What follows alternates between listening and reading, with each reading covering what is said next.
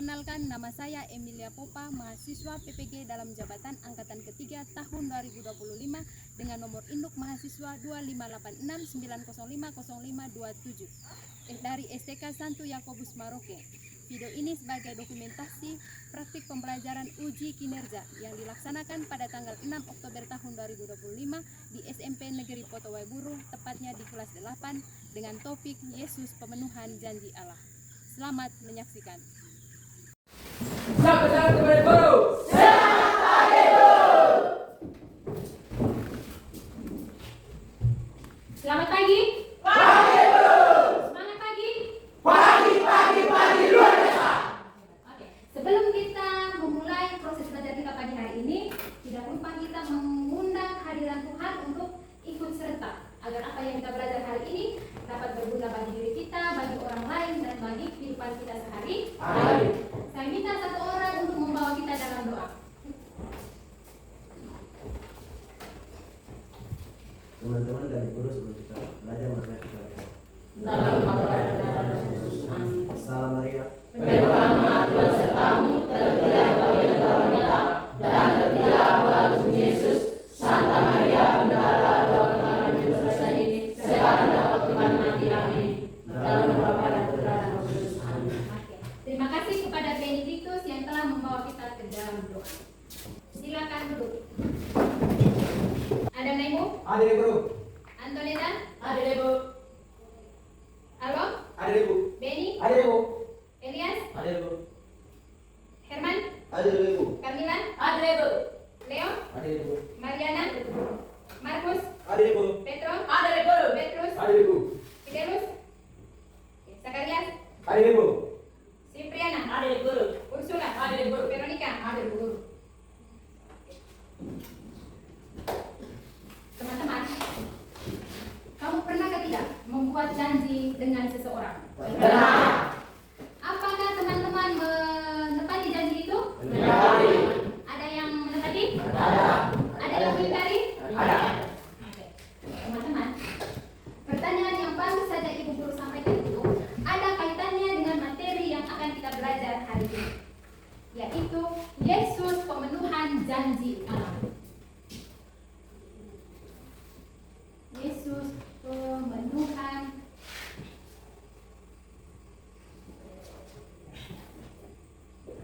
hari ini kita akan belajar tentang Yesus pemenuhan janji Allah. Coba lihat ke papan tulis. Tujuan pembelajaran kita pada pagi hari ini yaitu agar peserta didik mampu memahami bahwa sejak awal mula Allah menjanjikan juru selamat kepada manusia yang terpenuhi dalam diri Yesus Kristus, di mana Dia sungguh Allah dan sungguh manusia, sehingga dapat semakin mengimani Yesus dalam mewujudkan imannya dalam kehidupan sehari-hari. Janji. Apa itu janji? Janji adalah kesepakatan antara kedua belah pihak untuk melaksanakan atau tidak melaksanakannya sesuatu yang menjadi isi kesepakatan untuk ditepati dan dijalankan dengan setia. Itu janji. Arti dari janji yaitu kesepakatan antara kedua belah pihak untuk melaksanakan atau tidak melaksanakannya sesuatu yang menjadi isi kesepakatan untuk ditepati dan dijalankan dengan setia. Nah, hari ini kita belajar tentang janji Allah. Nah, janji Allah itu apa? Kira-kira apa isi janji Allah? Janji Allah berarti kesepakatan antara Allah dan manusia atas keprihatinan Allah ketika manusia jatuh ke dalam dosa, sehingga Allah berkeinginan untuk menyelamatkan manusia. Itu janji Allah kepada manusia. Di mana dulu ada hubungan yang jarak, renggang hubungan antara manusia dengan Allah. Kenapa sampai renggang sehingga ada jarak? Apa akibatnya? Penyebabnya apa? Penyebab dari hubungan renggang antara manusia yaitu dosa. Karena dosa manusia pertama. Siapa dosa manusia pertama? Adam dan Hawa. Sehingga Allah melihat begitu renggangnya hubungan manusia dengan Adam dan Hawa beserta keturunannya, Allah mencoba untuk memperbaiki hubungan itu dengan menghadirkan juru selamat untuk memperbaiki hubungan manusia dengan Allah. Nah, janji yang disampaikan oleh Allah itu terpenuhi dalam diri siapa? Dalam diri siapa? Yesus Kristus. Janji itu terpenuhi dalam diri Yesus Kristus. Ada beberapa alasan seseorang membuat janji. Ada berapa? 5. Ada 5. Yang pertama, karena ada rasa cinta atau belas kasih. Karena ada rasa cinta atau belas kasih sehingga seseorang membuat janji. Yang kedua, karena ada rasa tanggung jawab. Ada rasa tanggung jawab seseorang membuat janji. Dia bertanggung jawab dengan sesuatu sehingga ia berjanji untuk bisa mempertanggungjawabkan apa yang sudah dia lakukan. Oke, yang ketiga apa? Yang ketiga, Karena ingin memperbaiki situasi yang diperhatikan. orang membuat janji dengan alasan karena ingin memperbaiki situasi yang memprihatinkan, situasi yang kurang baik. Dia berjanji, saya akan merubah keadaan ini untuk menjadi lebih baik. Contohnya misalnya nilai saya sudah rendah, nilai bahasa Indonesia saya sudah rendah, tidak memenuhi standar. Maka saya berjanji, saya akan memperbaiki nilai saya agar mendapat nilai yang baik. Dengan cara apa? Dengan cara belajar. Yang keempat, apa? Karena ingin mewujudkan suatu cita-cita. Karena ingin mewujudkan suatu cita-cita. Orang membuat janji itu karena ingin mewujudkan suatu cita-cita. Biasanya kita membuat janji itu yang paling pertama janji dengan diri. Saya cita-citanya jadi suster. Nah, bagaimana supaya cita-cita saya bisa terwujud ya? Dengan saya apa? Belajar, rajin belajar, rajin datang ke sekolah, ikuti aturan yang ada di sekolah, dengar-dengaran Bapak Ibu guru, dengar-dengaran nasihat orang tua atau orang lain. Oke, yang kelima, alasan kelima orang ingin membuat janji.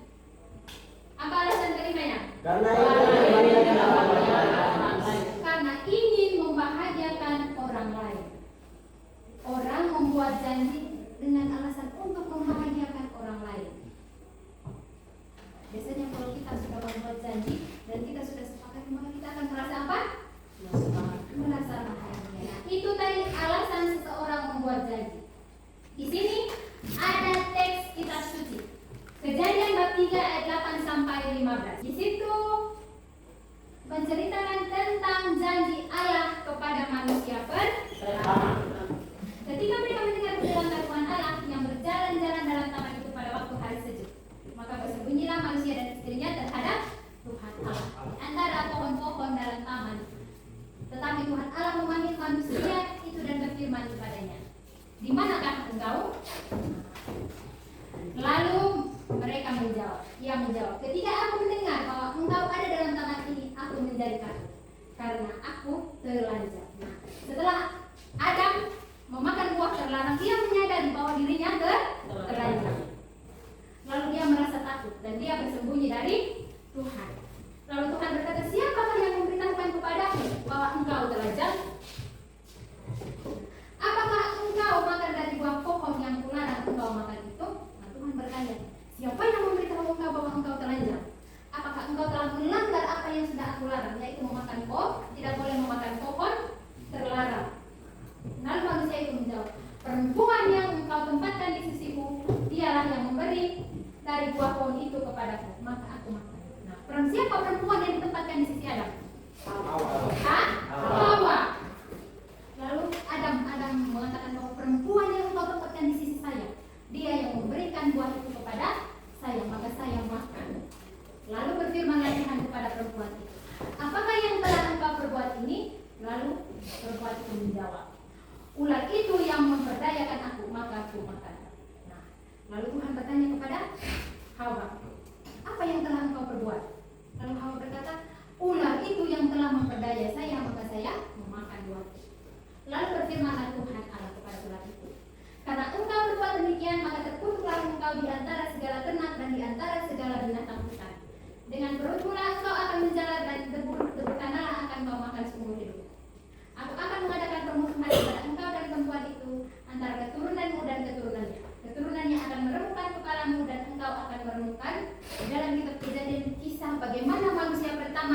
ke dalam. Coba lihat kitab Yesaya. Yesaya 47 ayat 10 sampai 14.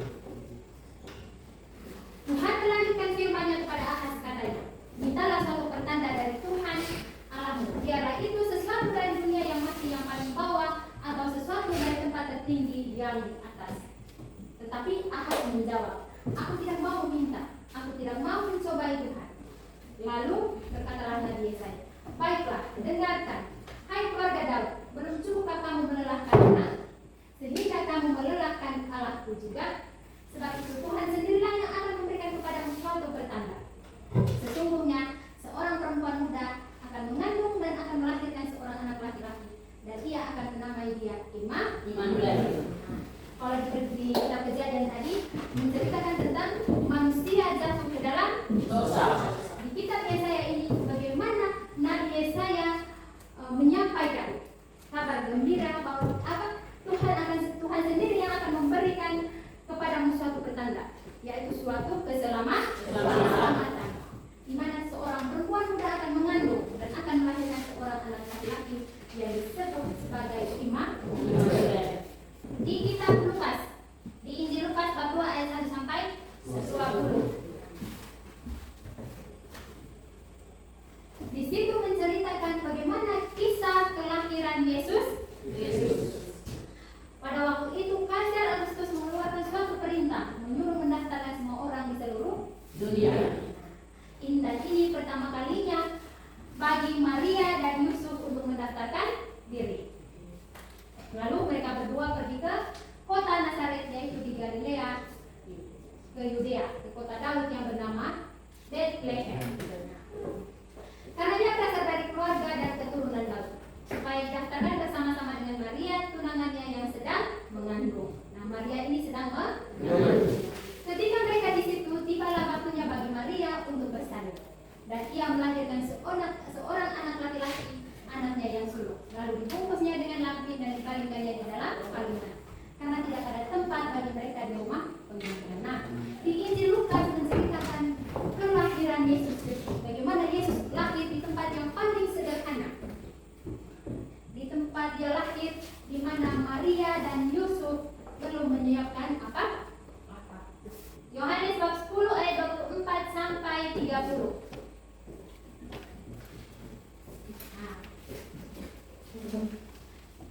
Maka orang-orang Yahudi mengelilingi dia dan berkata kepadanya, berapa lama lagi engkau membiarkan kami hidup dalam kebimbangan?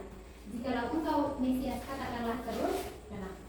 Yesus menjawab, aku telah mengatakannya kepada kamu, tetapi kamu tidak percaya. Pekerjaan-pekerjaan yang kulakukan dalam nama Bapa-Ku, itulah yang memberikan kesaksian tentang aku. Tetapi kamu tidak percaya karena kamu tidak termasuk domba-domba-Ku. Domba-domba-Ku mendengarkan suaraku dan aku mengenal mereka, dan mereka mengikuti aku. Dan aku memberikan hidup yang kekal kepada mereka, dan mereka tidak akan binasa sampai selama-lamanya. Nah, dan seorang pun tidak akan merebut mereka dari tanganku. Bapa-Ku yang akan memberikan mereka kepadaku lebih besar daripada siapapun. Dan seorang pun tidak dapat merebut mereka dari tangan Bapa. Aku dan Bapa adalah satu. Nah, di Injil Yohanes, Yesus menyampaikan bahwa Dia adalah Bapa. Aku dan Bapa adalah satu. Ini menceritakan kealahan Yesus. Kita tadi sudah membacakan kitab Kejadian, Yesaya, Injil Lukas dan Yohanes. Di kitab Kejadian menceritakan akibat dosa yang dilakukan Adam dan Hawa hingga membuat mereka diusir dari taman Firdaus. Dalam perjalanan selanjutnya Allah prihatin atas dosa Adam dan Hawa beserta keturunannya, sehingga ia menjanjikan keselamatan juru selamat. Begitu pula pernyataan dalam kitab Yesaya, sebab itu Tuhan sendirilah yang akan memberikan kepadamu suatu pertanda. Sesungguhnya seorang perempuan muda akan mengandung dan akan melahirkan seorang anak laki-laki, dan ia akan menamai dia Immanuel. Menurut teman-teman, bagaimana Yesus menjadi penolong? Bagaimana Yesus menjadi penolong untuk menepati janji dalam kehidupan kita sehari-hari? Bagaimana cara Yesus memberi penolong bagi kita untuk menepati janji dalam kehidupan kita sehari-hari? Dengan cara apa? Dengan cara apa Yesus memberi pertolongan kepada kita sehingga kita bisa menepati janji kita pada kehidupan kita sehari-hari?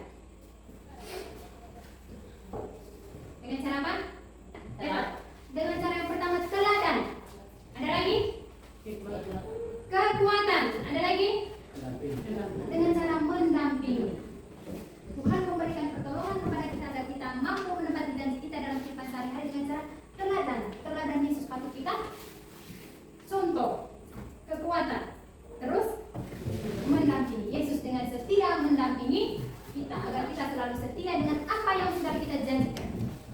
Oke. Menurut teman-teman, di dalam kitab Yesaya tadi mengatakan Immanuel. Apa itu Immanuel?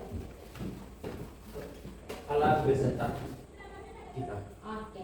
Menurut Petrus, Immanuel adalah Allah beserta Kita. Allah beserta kita. Nah, Allah beserta kita itu diwujudkan dalam diri Yesus. Oke. Kita masuk dalam kelompok. Kita masuk dalam kelompok. Silakan. Masuk dalam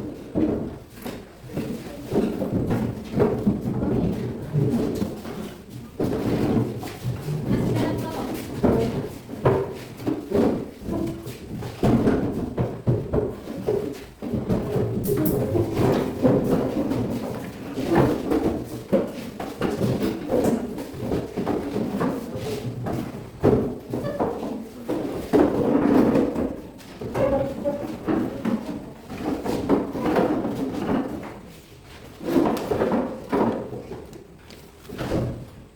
Sudah masuk dalam kelompok?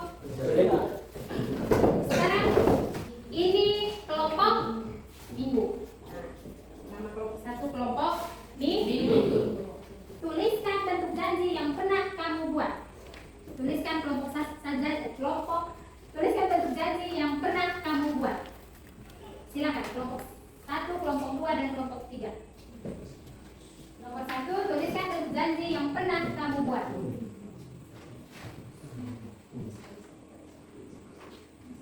Oke.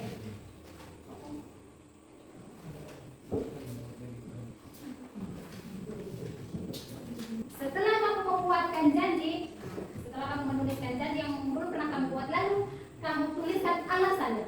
Kenapa kamu membuat janji? Orang membuat janji itu pasti karena ada alasannya, toh? Kira-kira alasannya apa? Lalu buatlah janji dengan meneladani Yesus.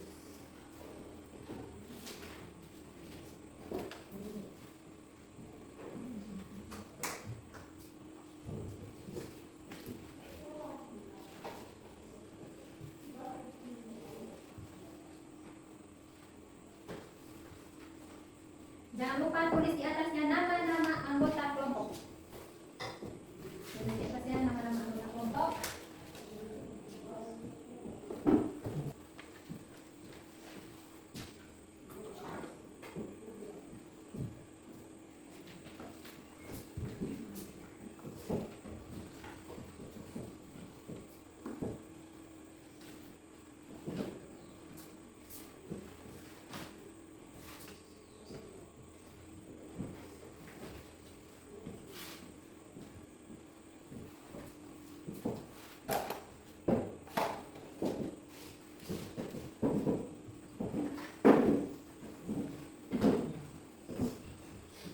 Sudah?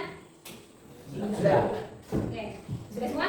Sudah. Silakan kelompok satu orang maju ke depan untuk memaparkan hasil diskusi kelompoknya.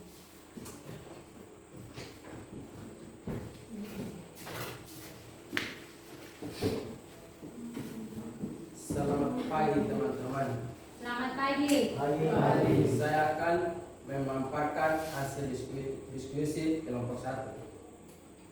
Janji yang pernah kami buat yaitu kami pernah berjanji untuk rajin belajar setiap malam menjelang ujian.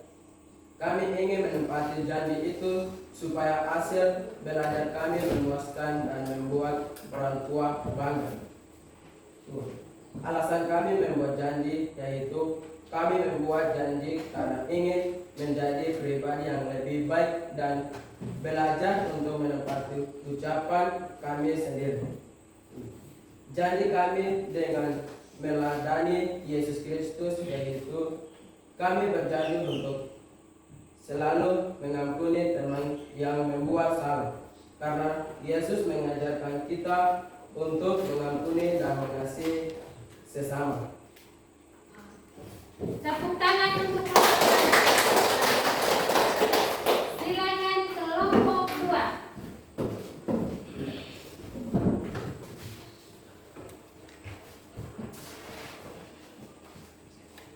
Selamat pagi teman-teman. Saya Selamat pagi. akan melakukan hasil diskusi kelompok 2. 1. janji akan pernah kami buat, yaitu kami pernah berjanji untuk datang ke sekolah tepat waktu setiap hari. Dengan menempati janji itu, kami belajar menjadi pribadi yang disiplin dan bertanggung jawab. 2. Alasan kami membuat janji, yaitu kami membuat janji karena ingin mendapatkan kecepatan dari orang lain, terutama dari guru dan teman-teman. 3. Janji kami dengan Yesus Kristus, yaitu kami berjanji untuk melayani dengan tulus tanpa mengharapkan balasan, seperti Yesus yang menyertai semua orang dengan kasih. Oke, tepuk tangan untuk kelompok ketiga. Silakan.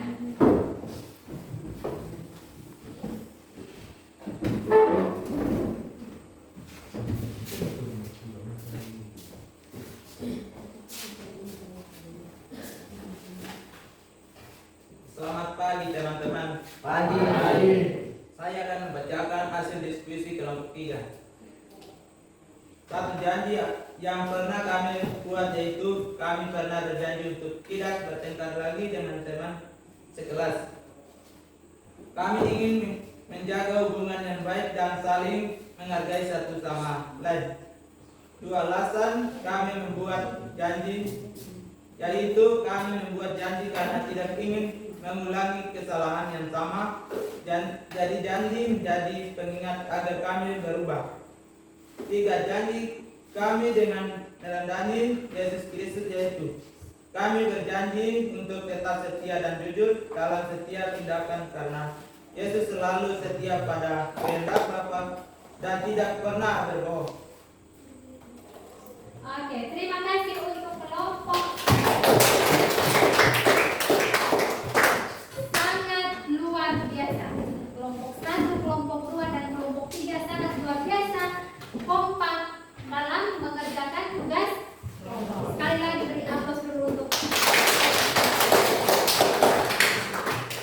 teman-teman tadi sudah mengerjakan tugas kelompok dengan 3 pertanyaan. Tuliskan bentuk janji yang kamu pernah buat. Janji yang pernah kamu buat. Nah, kelompok 1, kelompok 2, dan kelompok 3 tadi sudah menyampaikan janji apa saja yang pernah kamu buat. Lalu buat alasan kenapa kamu buat janji. Kelompok 1 juga dengan gagah, kelompok 2, kelompok 3 dengan lantang tadi menyampaikan alasan kami membuat janji. Ada yang bilang untuk menjaga kepercayaan orang lain. Terus teladan apa? Buatlah janji sesuai teladan Yesus Kristus. Kira-kira teladan apa dari Yesus Kristus yang bisa kamu contoh? Luar biasa. Kelompok 1, kelompok 2, dan kelompok 3 tadi sangat bagus dalam mengerjakan tugas kelompok dan sangat luar biasa saat memaparkan hasil diskusi kelompoknya. Teman-teman, dari hasil diskusi kelompok 1, kelompok 2, dan kelompok 3, kira-kira dari hasil diskusi, terus dari teks kitab suci, dari tanya jawab yang sudah kita sampaikan, kira-kira bagaimana perasaan teman-teman? Bahagia. Bagaimana perasaannya? Senang? Bahagia? Apalagi? Gembira. Dari hasil diskusi, terus tanya jawab, terus tanya jawab teks kitab suci, perasaan teman-teman ternyata bahagia. Bahagia dalam menyampaikan janji yang pernah dibuat. Terus bagaimana rasa bahagianya ketika janji itu ditepati. Di sini ada tugas. Kerjakan soal-soal yang ada di dalam kertas. Di sini ada soal-soal. Lalu kerjakan dengan baik.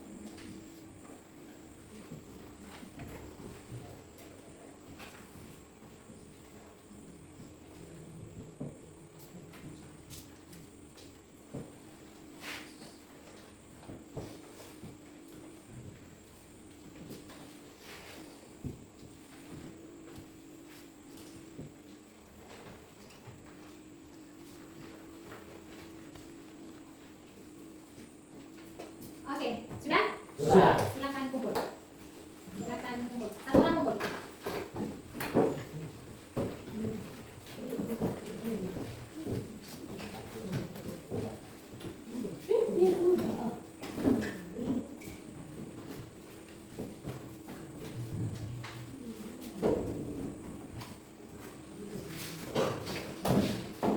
Teman-teman, tadi kita sudah berdiskusi, bertanya jawab, terus menyimak isi bacaan kitab suci. Dari situ kita belajar bahwa Yesus adalah pemenuhan janji Allah. Yesus hadir karena janji Allah. Allah memenuhi janjinya kepada manusia, yaitu menghadirkan keselamatan bagi manusia yang terpenuhi dalam diri Yesus. Dalam dirinya, Yesus sungguh Allah karena dialah putra Allah yang membawa keselamatan. Dalam diri Yesus, dia itu putra Allah karena dia membawa keselamatan bagi manusia. Dia yang memperbaiki hubungan manusia dengan Allah yang sudah lama renggang, sudah lama retak. Begitu jauhnya manusia dengan Allah. Karena apa? Karena dosa manusia pertama. Siapa manusia pertama? Adam. Karena dosa Adam dan Hawa membuat hubungan manusia dengan Allah menjadi renggang, menjadi retak. Allah melihat itu sehingga Allah menghadirkan putranya Yesus Kristus untuk menyelamatkan manusia. Namun Yesus bukan hanya sekedar Allah, tetapi dia juga sungguh-sungguh manusia. Yesus sungguh-sungguh manusia karena ia lahir, hidup, dan dia bisa merasakan kehidupan manusia sama seperti kita. Melalui Yesus kita menepati janji kita, kita bisa melakukan, kita bisa menerapkan contoh-contoh kesetiaan Yesus dalam kehidupan kita sehari-hari. Aplaus sekali lagi untuk kelas 8 yang sudah belajar dengan semangat hari ini, sudah aktif, sudah bekerja sama untuk mengerjakan tugas, sangat luar biasa. Saya beri aplaus sekali lagi, kita beri aplaus untuk kita yang sudah belajar hari ini dengan semangat. Kita akan bertemu lagi di pertemuan selanjutnya. Di pertemuan selanjutnya kita akan belajar tentang kealahan dan kemanusiaan Yesus. Tadi kita sudah sempat singgung sedikit tentang kealahan dengan kemanusiaan Yesus. Maka pertemuan selanjutnya kita akan memperdalam lagi tentang materi kealahan dan kemanusiaan Yesus. Teman-teman, sampai di sini dulu pertemuan kita pada pagi hari ini. Karena tadi kita mengawali kegiatan belajar kita dengan doa, maka kita tutup juga dengan doa. Satu orang membawa kita dalam doa.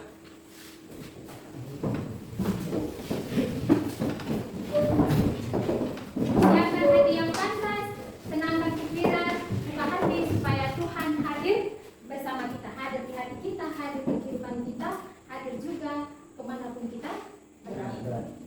Silakan. Teman-teman dari guru suruh kita pulang, ada kita pulang.